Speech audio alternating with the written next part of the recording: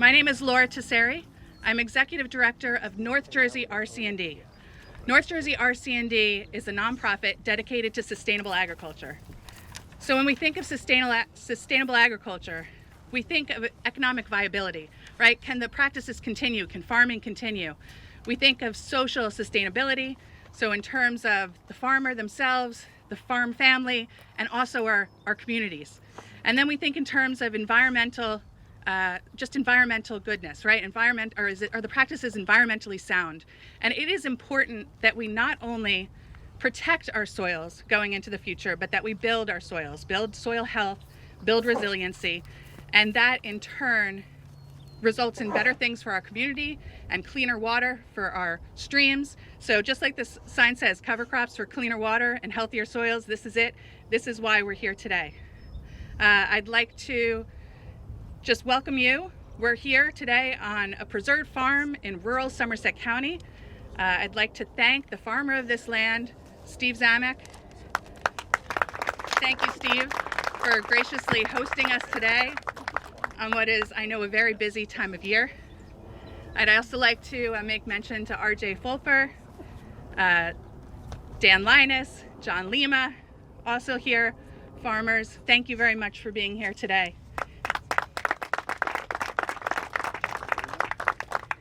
These farmers are 4 of what are 25 farmers that are involved in our grant that we received, North Jersey RC&D.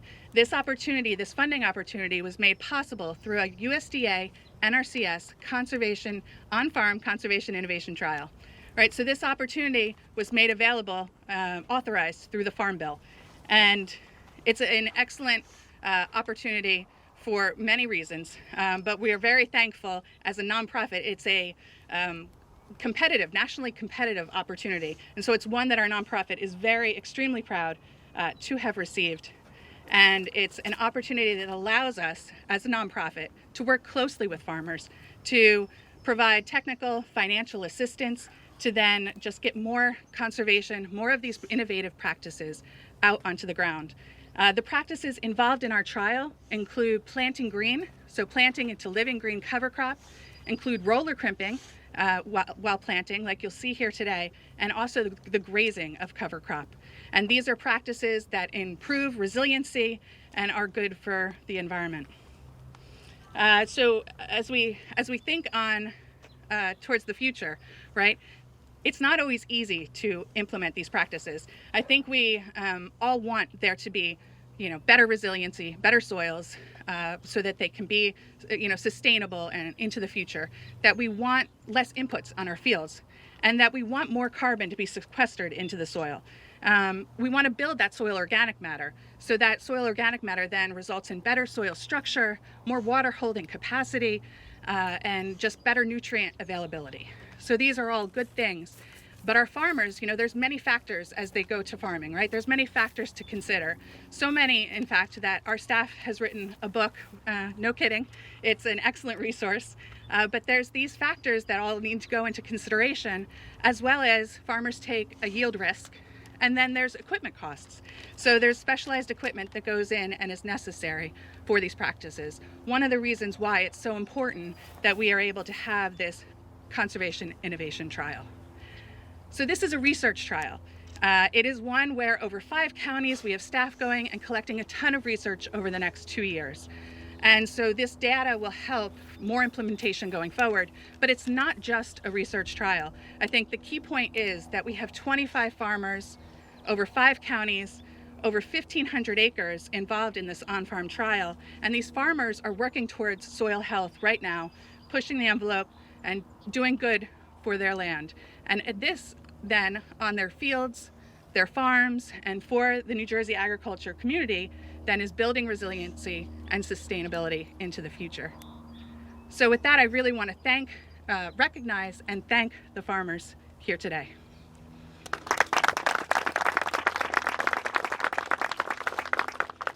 I also want to thank the speakers that have joined us here today. We're thrilled to be able to have Senator Cory Booker, appointed earlier this year to the Senate Agriculture Committee, Congressman Malinowski, representing New Jersey's 7th District, New Jersey's Secretary of Agriculture, Doug Fisher, and USDA NRCS State Conservationist for New Jersey, Julie Hawkins.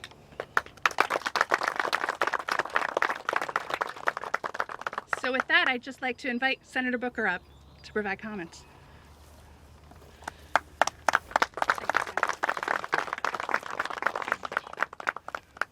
Good morning, everybody. You have no idea how exciting it is for me to be standing here in a field in my own state. I don't know if some of you know this, but last year I ran for president, and I spent a lot of time in Iowa. But I'm a proud Jersey boy, and to be standing here right now is more meaningful to me than you know. It was 15 years ago this month that I was elected in 2006 to be the mayor of New Jersey's largest city. If you had gone back in time 15 years ago and told me that I would be thrilled, one of the highlights of my year 15 years ago would be standing in fields of New Jersey, I would have been, what are you talking about? I am the mayor of a city.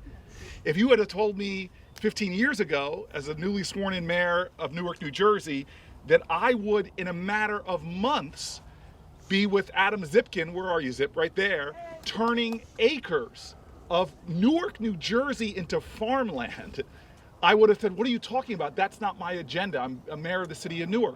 If you would have told me 15 years ago that I would use every point of leverage I had in the Senate to get off of one of the committees I was on to become a member of the Ag Committee and to get a gavel, which in Washington speak is about power, I'd be the chairman of what they call the specialty crop committee, the nutrition and specialty, which is insulting to me because specialty crops are at the center of what should be the American diet. I would have not believed you. But this is the wonderful thing. When people plan, God laughs. And I want you to know I am so excited now to be the top of my agenda right now dealing with America's food system, which is savagely broken. As we as a country don't understand the heritage, that's why, John, Steve, that's why I want America to return to understand that the center of this country's destiny lies with farmers.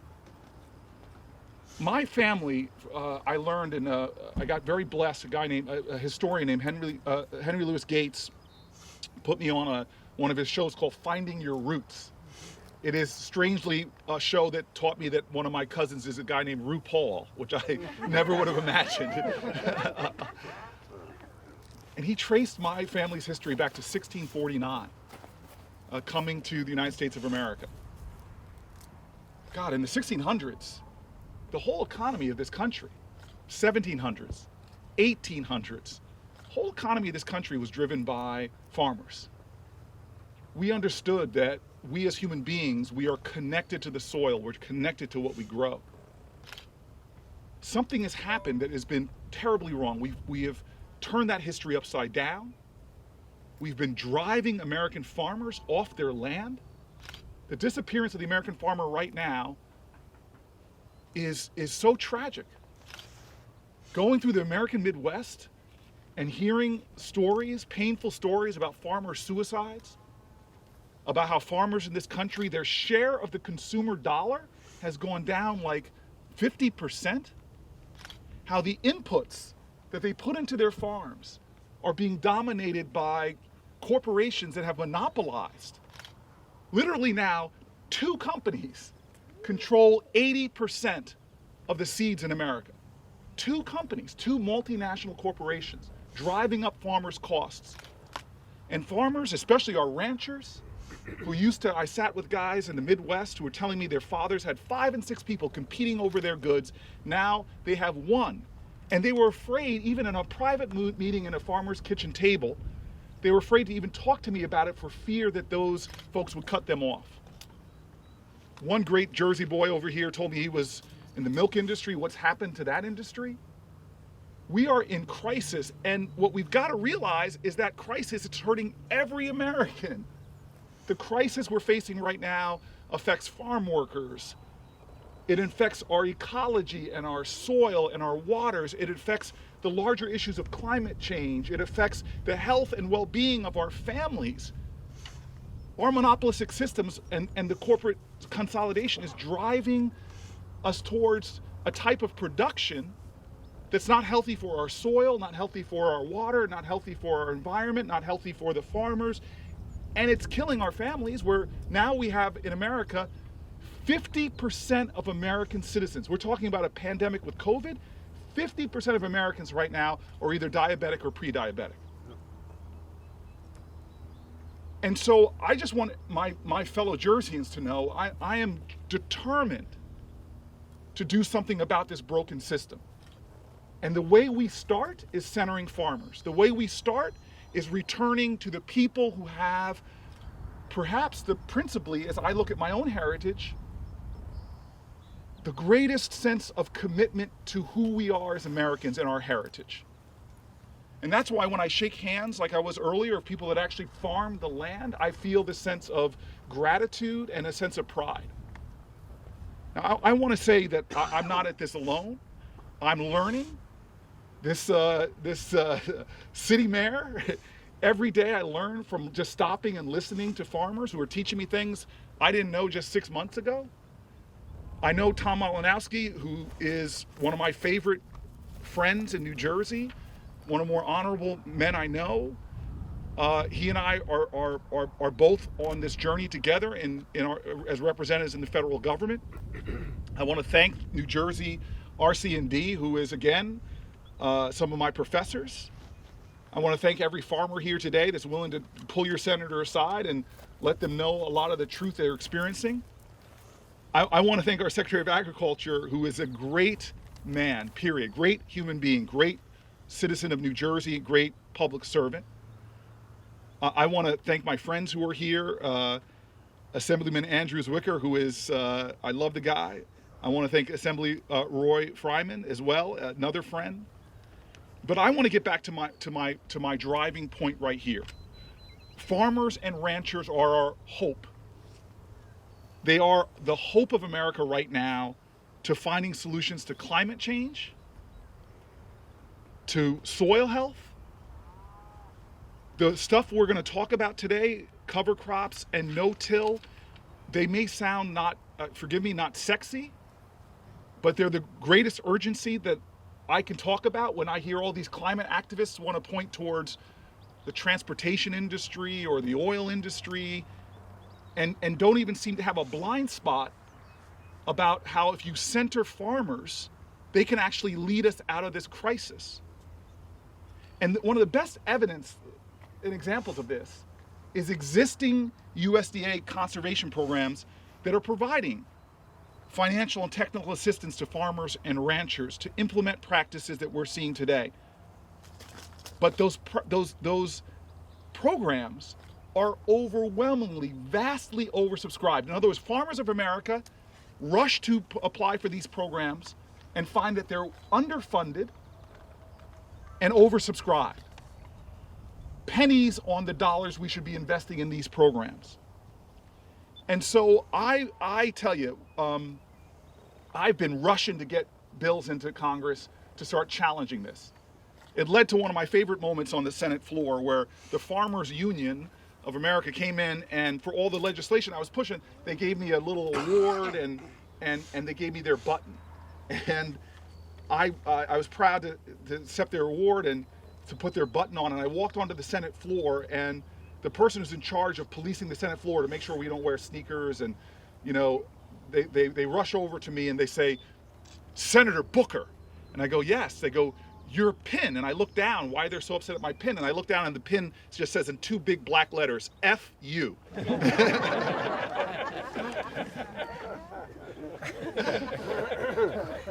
One of those bills that I hear about all across the country that folks are happy that I put out there is the Climate Stewardship Act. This bill would take a program that's pennies and turn it into dollars. I'm calling for billions of new dollars in voluntary USDA conservation programs like the grant program that's providing funding to these farmers here in New Jersey today. This bill would substantially increase funding for the technical assistance that our farmers need to learn to transition to these climate-friendly practices. A lot of farmers who are stuck in this destructive sort of monocrop reality pouring chemicals into the land, and doing things that are not like their grandparents did it. They want to switch, but they really need help. And these are programs that will help it. Now, I had this great moment with a friend of mine named Lindsey Graham on the Senate floor, and older senator than me, but he's been friends. We've passed big criminal justice reform in a bipartisan way. He said to me, basically, that this is a once-in-a-generation opportunity where it happened under a great Republican president named Eisenhower. It's happening right now, where we have this moment where America could decide to invest or not in things like our roads and bridges, which are crumbling all over New Jersey, invest or not in our children and critical programs like childcare and public schools, invest or not in the things that we think that are going to protect our heritage and our nation and make us better and stronger. And so here I am on the floor having a bipartisan conversation with a friend who's telling me that this is a once-in-a-generation opportunity, and I agree with him. I'm going to work right now on the Senate side. I got some great partners on the House side to say that we need to be ambitious in investing in farmers, that farmers should not be left out when it comes to making big investments, that rural communities should not be left out. So very plainly, I'll tell you what I'm pushing for. I'm pushing to expand over the next 10 years to billions of dollars to be invested in our upcoming big infrastructure bill that you all hear it's being debated. But I want those billions of dollars to be invested in our rural areas and in our farm communities. Because I know that all these issues people say they're concerned about, our economy, they're concerned about our climate, they're concerned about what America's going to look like in the next 100 years. Some of the trends that I think have been destructive, we've got to stop them. Some of the things happening with our environment that are destructive, we got to stop them. And this movement against farmers has got to stop. And so I'm calling for that 10 years, billions of dollars investment so that farmers and ranchers are put at the center of the solutions to our challenges. My vision is that soil health is something Americans know a lot more about. And they know about the crisis with soil in our country. And so what we're seeing here in Somerset County, and why I'm so excited to be here, besides the fact I'm excited being out of my house, period, in this time of COVID, is that I want what's happening right here on our New Jersey land to be duplicated in hundreds of millions of acres around this country. If we make this big, bold, unapologetic investment like Eisenhower did in our roads and bridges, if we do it in this generation in our farms and with our farmers, what will be the benefit? I'll tell you right now. We will reclaim the heritage we really have in this country, which is the soil, the actual land of America. We will sequester tons and tons of carbon to make sure that we're passing on a noble, bold country to our children that has a healthy environment. We will reduce the flooding that is crippling places all over this country. We will protect that precious drinking water that is necessary to sustain life. We will increase farmers' bottom line, which is so critical because farmers are being squeezed. We will improve crop yields. We're going to bolster biodiversity. We're going to better our wildlife habitat. And we're going to bring rural communities back. This is my dream. This is my ambition to create, with farmers at the center of it, a win-win-win-win. Whether you live in Somerset County or in inner city Newark, New Jersey, all of us will benefit if we are that ambitious, because this is the spiritual truth. We know it from our faith traditions. We know it from the truth of America. We know it from one of my heroes, Martin Luther King, whose picture hangs in my office in Washington, and he said it. We are all caught in an inescapable network of mutuality, tied in a common garment of destiny.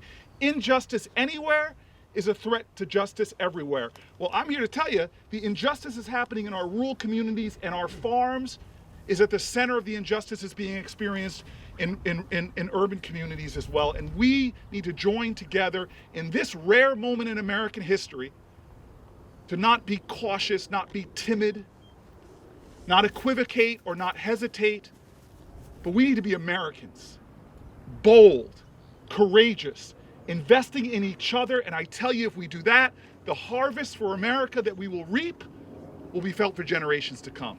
Thank you.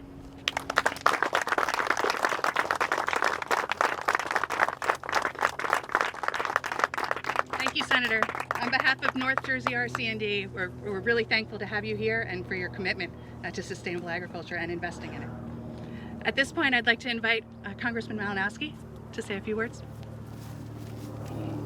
Thank you. Good morning, everybody. This has happened to me several times before. I have to follow Cory Booker. But the important thing is I do follow Cory Booker when it comes to this issue, because he has been our leader in not just the Senate, in the Congress in Washington, on all the issues that he just so eloquently spoke about. Look, I'm absolutely delighted to be here. Steve, thank you so much for having us on your property. To all the farmers, to all the elected officials. I see John Lima across from me right there. He's got the farm right across the road, and I was just telling him I'm not only a neighbor, because I live literally 3 minutes down that way across the Hunterdon County line in East Amwell, but I'm a regular customer. I will absolutely be stocking up on eggs and whatever else you got today after we do this. And look, there's a reason why I'm not a farmer, as you could probably guess, but there's a reason I chose to live here.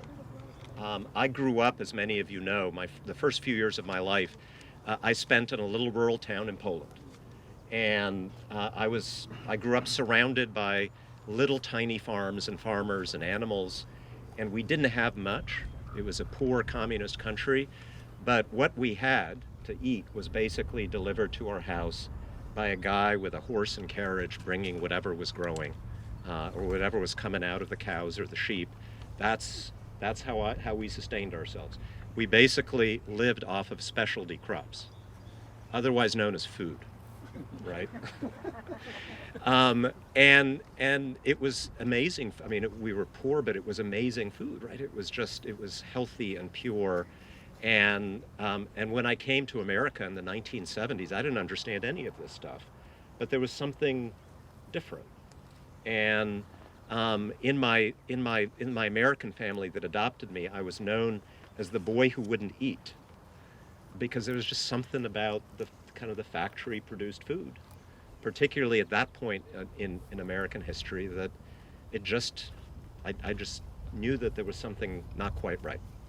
And so I love to live around here. When I tell people in the house what my hometown in New Jersey is like, they don't believe me, because they've got another image of New Jersey. The truth is my district is an agricultural district, and within New Jersey, we've got more organic farms than any other congressional districts, more farms than anywhere else, experimenting with different kinds of sustainable practices. We're incredibly proud of that. And we're incredibly dedicated to preserving the character of this part of New Jersey.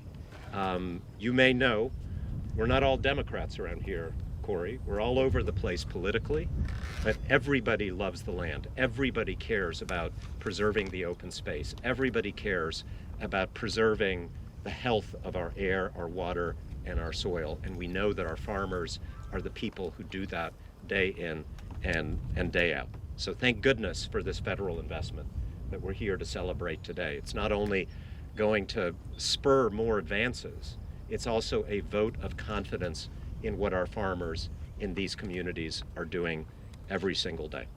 And as Cory eloquently pointed out, there's a lot of big issues that we debate in Washington, that we debate for the country, that we debate for the world. And we're trying to remind our colleagues that the solutions to a lot of those issues lie right here in our family farms. The solution to climate change. Yes, there are 100 different things, 1,000 different things that we need to do. But the work that our family farmers are doing to sequester carbon through the kinds of practices that you heard about, to protect the soil, to guard against runoff, to protect our clean drinking water, that is a huge, huge part of the solution. And it will take a fraction of the investments that people are talking about globally to combat climate change to make sure that we get it right. Another crisis we talk about is the healthcare crisis, and the fact that in the United States of America, we pay literally twice as much per person per capita for health care than the citizens of just about any other wealthy country in the world. And the solution to that problem also lies on our family farms. We talk about healthcare reform. We talk about taking on the insurance companies and the pharmaceutical companies and the healthcare industry. But in fact, probably the biggest obstacle to a healthy America that doesn't go to the doctor as often, that doesn't go to the emergency room as often, is to reform our food system. And again, that begins with respect and support for our family farms. I know there was a lot of, look, we just had a terribly difficult year for a lot of people, including many of our farmers, but I think something else happened in this community and communities around the state, around the country. Our lives slowed down. More people were staying home, more people were cooking, more people were discovering that just around the corner from where they lived, there was a place to get good, healthy, sustainably farmed produce for their families. I think with that realization comes an opportunity that this is something that we need to preserve, and that there is political support across the spectrum for preserving and promoting for the sake of our local communities and to deal with these huge global challenges that our country and the whole world faces. Thank you so very much.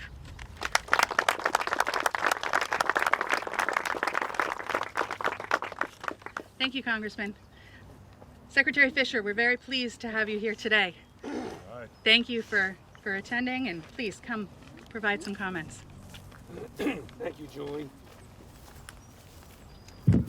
Well, first of all, I'm delighted to be here, and I'm spellbound by your remarks, both of you, and what it's going to mean for all of us in agriculture in this state and across the country. You know, when I first heard word that Senator Booker was going to be on the Ag Committee, I immediately put out the word in any way that I could to post it so that people would know that he was in that position and how incredibly important and valuable this would be for not only just New Jersey farmers, but farming in general across this country. I say that because I got some responses back that said, wait a minute, he was like the mayor of Newark, right? And I went, yes, I know that. But, you know, he has these issues that he just spoke of only a few minutes ago transcend just being inside the city limits, but also affect those that are inside the city limits in various and a whole number of ways.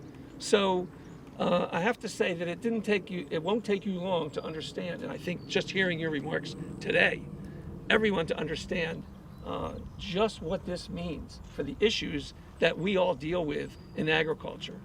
The senator talked about specialty crops, and we've had conversations about that, about it's pretty much everything we grow but row crops, and what that means when farmers are being priced out because of issues like competition from foreign places, frankly, and any number of things that I know that you're going to be not only amazed, you're just going to be fascinated with the whirlwind of what's going to take place now that you're in that position. And having Congressman Malinowski talk about it, the same issues, being your partner, walking across the farm. Did you walk across or did you drive?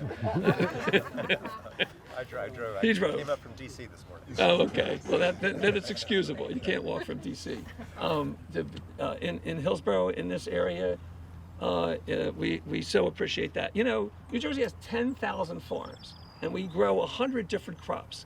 And we have pretty much every kind of agriculture that you can think about in the Garden State, where the whole state is less than 5 million acres of land.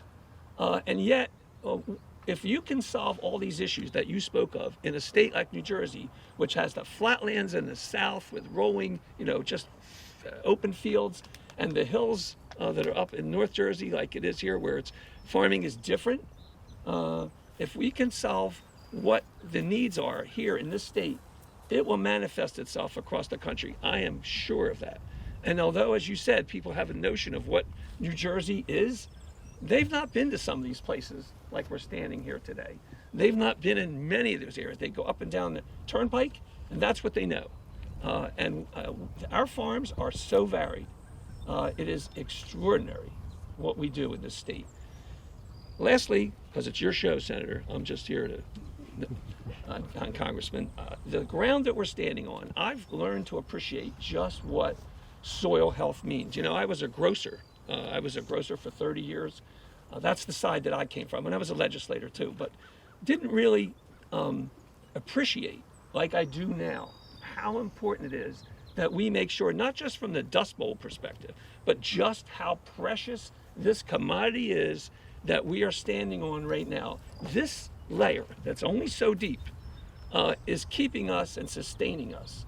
And when we can come up with these practices and also align with climate change and making sure that we are sequestering carbon, these are winning combinations that all of you here, additionally, I know it's as important to you as it is important to everyone in this country. They may not know it, but they need to know just what it means to make sure that we preserve these soils in this country and in this land. So I'm thrilled to be here, and Julia, thank you for arranging the program. And I thank you all for being here. It's really a great privilege to be with my fellow farmers that you're going to see some today, some in demonstration, to talk about these practices. But as I said, that we have the most amazing farmers in the country that are innovative and do such extraordinary things in the midst of the most densely populated state in the nation. So, thanks.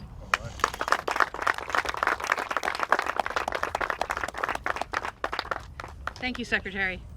North Jersey RC&D has a close relationship with NRCS. In fact, we have some partner employees that work for us, and we have a shared goal of conservation and working with farmers. So I'd like to invite up State Conservationist Julie Hawkins.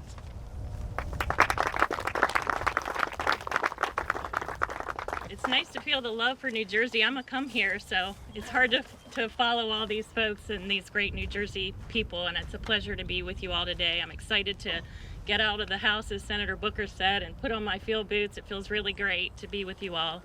And it reminds me of during the mid-1990s on the eastern shore of Maryland. I remember the very first time that I stepped on a farm as an NRCS employee. My district conservationist, and that is our local leader in our NRCS programs and technical assistance delivery, my district conservationist brought me with him as he evaluated a mixed cropland and poultry operation to assess erosion issues and wet fields causing yield concerns.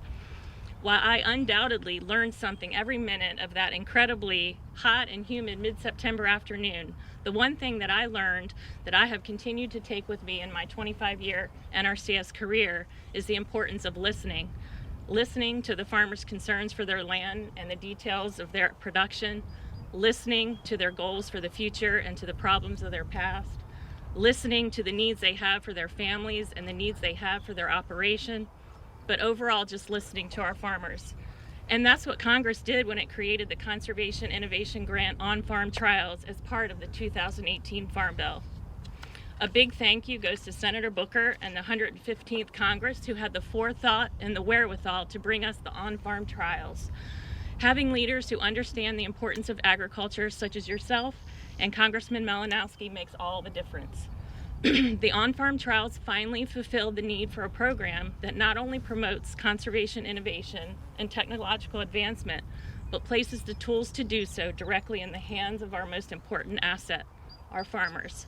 With these grants, producers are now able to test new conservation practices across their entire farming operation with complete financial and technical support before making the huge decision to adopt them permanently. While we are unfortunately unable to offer these opportunities to all of our producers through this trial, though I certainly wish we could, their experiences will prove invaluable in assisting the rest of farming community as they decide and these practices are right for them. They will also serve as a guide in helping us and our CS shape the delivery of our programs to better meet the needs of our farmers. The outcomes of the trial will hopefully not only help our farmers' bottom lines to grow, but help the seeds of conservation to spread. And the work done by North Jersey RC&D and their many partners, including our own state agronomist and soil health expert, Caitlin Farbotnick. Caitlin, raise your hand. We're proud of her. To become one of only 16 recipients out of the 73 proposals in the inaugural nationwide competition is no small feat. Your dedication to the Garden State and the agricultural community is something you should be immensely proud of. When it comes down to it, I know all of us sitting in this field today are here to support these 25 farmers and their peers that make up just over 1% of the U.S. population committed to putting food on our tables while voluntarily putting conservation on the ground. Steve, Cody, John, RJ, Dan, it's your commitment to the greater community and the greater environment that we all benefit from. And I want to not only thank you for that, but to let you know our commitment is to you. Thank you so much. It's great to be here.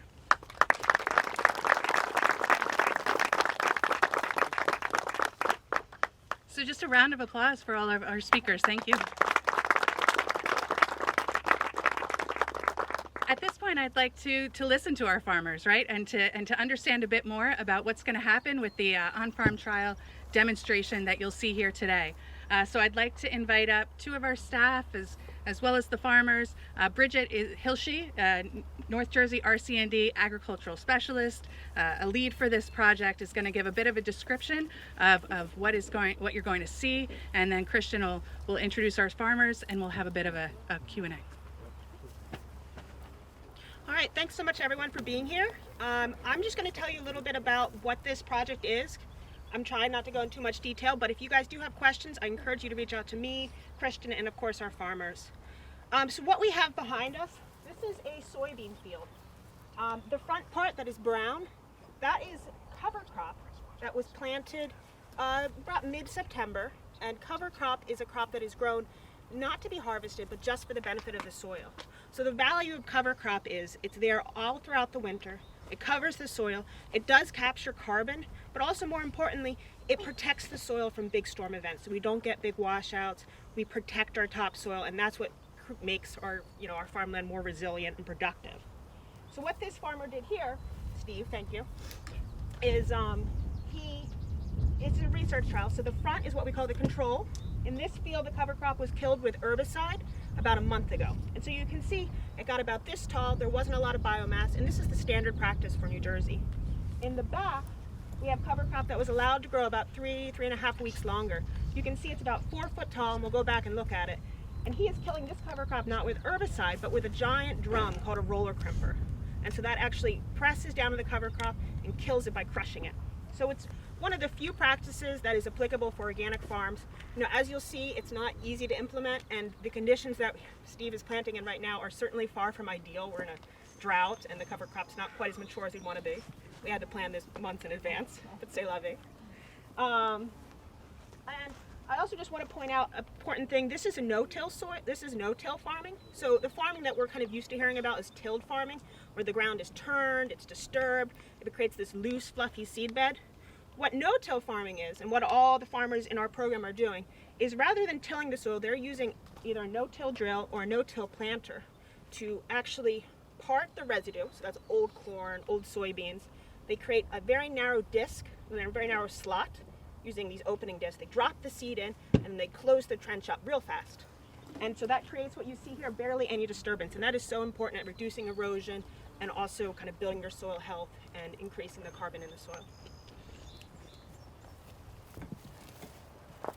Christian Bench is an agricultural specialist, North Jersey RCND, also a partner employee with NRCS.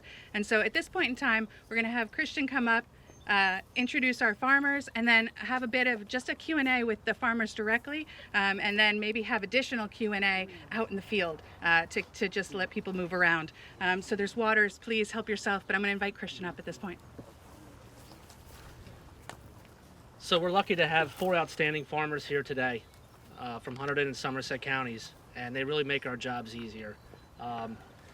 They all have a lot in common, and that they're early adopters and innovators of their craft. I'd like to invite them up one by one. Dan Linus, we have from Pittstown, New Jersey. He's a dairy farmer. He's also one of the first farmers in Hunterdon County to have a on-farm bottling facility for his milk products. And he's really been innovative in that aspect and really gotten that out to the public. So thank you.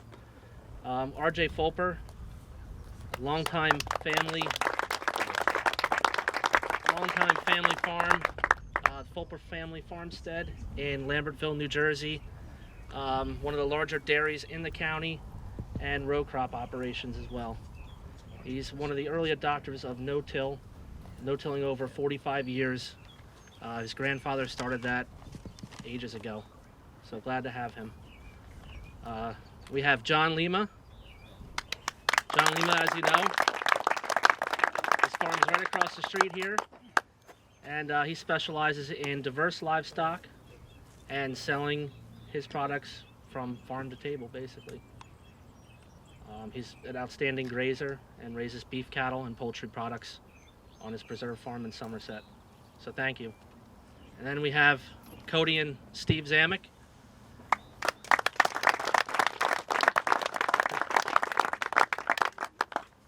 I also thank Steve for putting up with us today and being patient.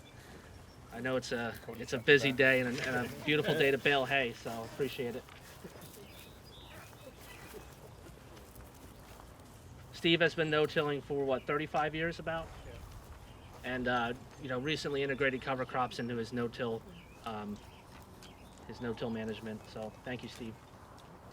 So today I wanted to ask some pointed questions pertaining to how soil health, cover cropping, and no-till management has helped the bottom line on your farms, and also the physical properties that you see in the field. How has it helped plant? How has it, helped with moisture management, drought resilience?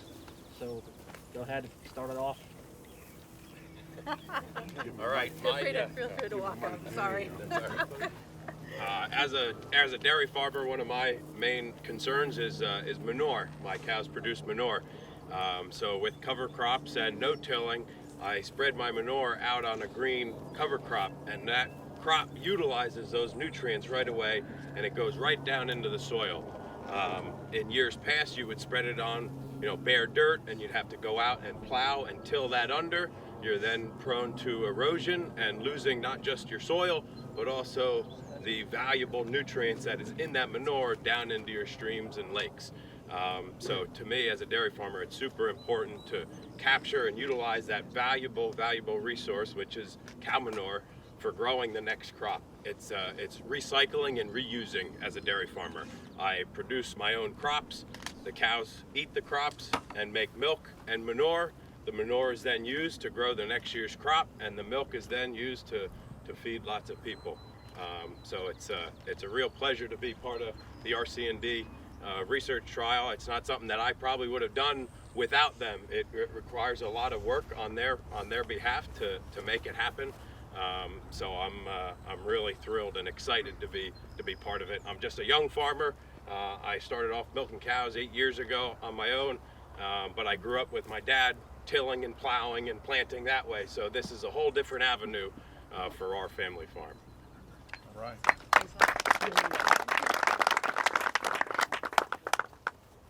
Like Christian said, I'm RJ Fulper. Been farming with my family full time since I graduated college, which was ages ago it seems, but back in 2013. And like you said, we've been no-tilling and using cover crops for a long time, way before I was around. And to be honest, it all started because Grandpa didn't like picking rocks anymore. When you till the ground, you got to pick rocks after that, but it's evolved into a lot more since then, because when you stop tilling and you start no-tilling and you start using cover crops, sometimes you fall into benefits that you didn't know were there. So we've just been growing on that for years. We have been implementing more green planting in the last several years, and this program with the roller crimper that we have put on our planter has kind of taken us to that next level. It's something I probably would have done without the program, but it makes it so much more valuable to us to be able to not have the huge investment into it, because you never know what's going to work and what's not going to work when you're investing a lot of money into equipment and practices. So I think it helps us a lot having support from RC&D and NRCS, being able to kind of have your back when you do things like that, so you don't, making money in farming is hard enough without that. But you know, if you have to spend a lot of money on new practices and they don't work, it's kind of a, you know, a double negative. I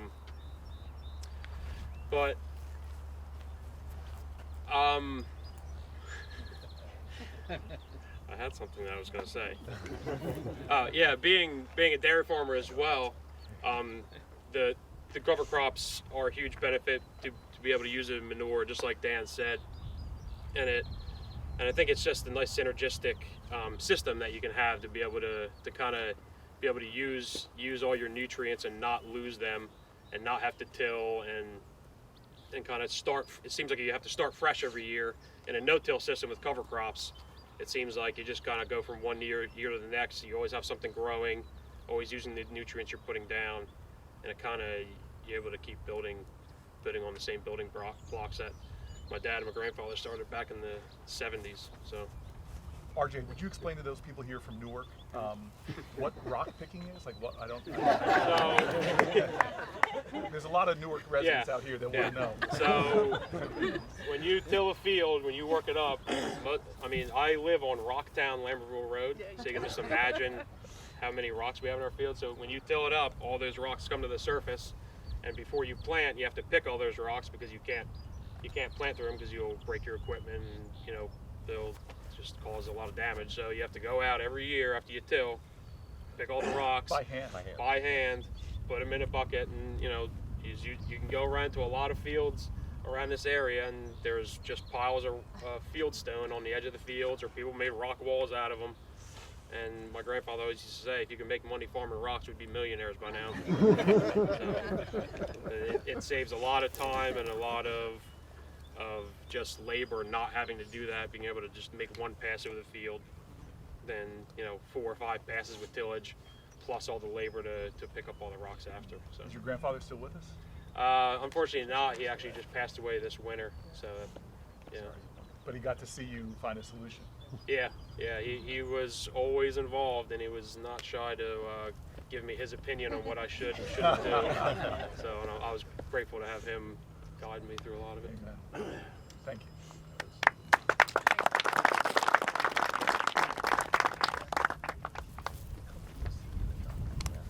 Well, I guess I'm a little bit different. I'm a first-generation farmer. John. I've only been doing it for about 9 years now. So what happened was we bought the farm back in 07. I'm a contractor, and I bought it mainly to grow straw for my construction business for erosion control. Once I got here, I started reading and learning about the animals, and I decided that I wanted to try it. So I started raising some poultry and for meat and for eggs, and then about 2010 I bought 17 heifers from my neighbor, and I started breeding them. And from there I just did all kinds of research. I mean, the big joke among my friends is when we would go out, they would all talk about the novels they're reading, and they'd ask which novels I'm reading, and I'm reading farm magazines. So basically I'm pretty boring. So, but what I did learn though is this. So my goal, because I'm still a contractor, but I'm trying to train guys on my farm, and what I've learned is I can make each item, each business we have, our egg layers, our meat birds, our cows, and our pigs, I can make those enterprises, each one, profitable. And I could take forever talking, but I'll just give you an example of the beef. So when I first started, I grazed them on larger areas, but the more I just condensed them, that we're at a point now where we take our beef and we put about 60,000 pounds of animal, that's like maybe 60 mom cows, like give you an idea, and they are put on a 1 acre parcel per day, and they graze half of it, and then we give them the other half. So what has happened is fertility on our farm, the organics have gone from about 1% up to about 4% plus. We've also noticed, and I've checked with some scientists and people who do beef, our steers now are gaining over 2 pounds a day. So I could take one of my young steers, my bull calves that I castrate, and by the time they're 20 months old, they're going to market. They weigh close to 1,200 pounds, never seen a drop of grain, just grass. We make our own baleage on our own farm, and basically how we do that is we have poultry on our farm. So what we do is we have to buy grain to feed the chickens, all right? So we move our chickens every day, same formula. They move their houses move 1 footprint every day, but they also live on the grass. So they're all on the grass. But what that does is that grain turns into my fertilizer. We don't buy any other fertilizer for the farm. It's only chicken manure, and that's it. So those fields, I have all that extra fertilizer. I cut and make my baleage on those farms, on those fields. So that's how I get my baleage for my cows. But I've also been able to, by doing this rotational grazing and now implementing the cover crop program, I used to start feeding my cows around November 15th with their baleage till April 15th. What has happened now is we're grazing them just about till Christmas. They could even go into January, except sometimes, like last year, it was so wet in the fields, I just couldn't put them out there. But the difference is, to give you an idea, my cows eat about 8 bales of baleage a day. They cost $50 a bale. So 8 times 50 is 400. 30 days, you can see how much money you're saving. So by increasing the fertility of the soil and working all that together, I'm learning how I could make that enterprise way more profitable. And I've shown younger farmers that have like 10-acre parcels, I could show them where they could raise their chickens and follow them with just maybe sheep or goats, and they could make that little enterprise profitable, where they can make it work so they can feed more of our community. So that's kind of where I'm kind of focused at. It's only first generation. I'm hoping that my grandkids and the people on my farm, continue it, when my time is up. Hopefully it won't be for a while, but still, I mean, that's the general goal of where our farm comes from. So, thank you. Thank you.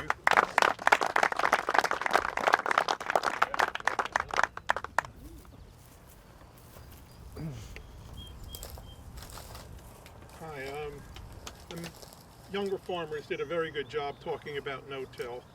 I just want to bring out this farm here. Everything you see around here used to belong to the Ammerman farm since the 30s. It used to be an apple orchard.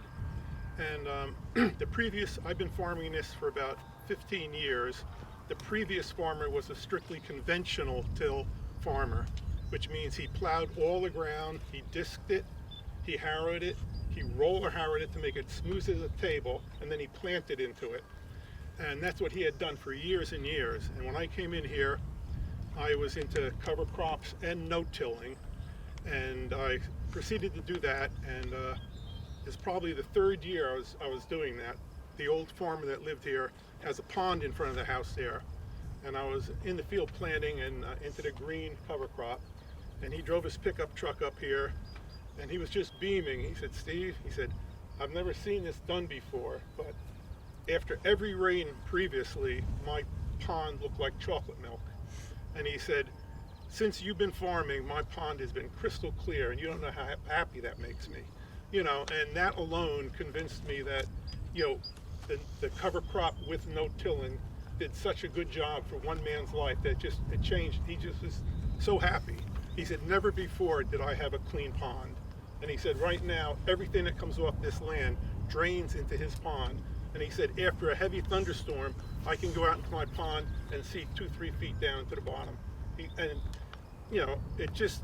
That alone just made me convinced that cover crops and no-till definitely do a wonderful job. So that's about all I got to say.